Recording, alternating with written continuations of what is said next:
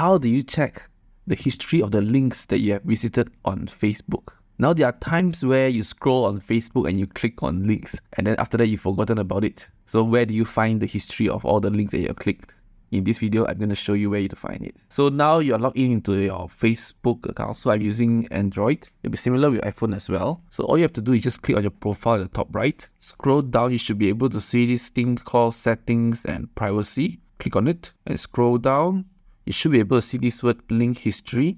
And boom, these are the links that you have clicked or I have clicked during the past few days. So they only keep the link history for past 30 days. After that, it's gone. So do remember if you want to check your history. And of course, when you click on the link, Facebook will keep the data to improve in terms of their deliverability and also their advertisement towards you. Okay, but just in case you don't want Facebook to know what link you have clicked, or you just don't want to know the history of the links that you have clicked, you can turn the history on and off at any time. So I'm going to show you how you can turn the link history on and off. Okay, so now you're back to your Facebook. So click on top right again. Scroll down, you should be able to see the word settings. Just click on the word settings. Scroll down, you should be able to see browser. Okay, click on browser. So for this case, you can see here, allow link history. You can turn off.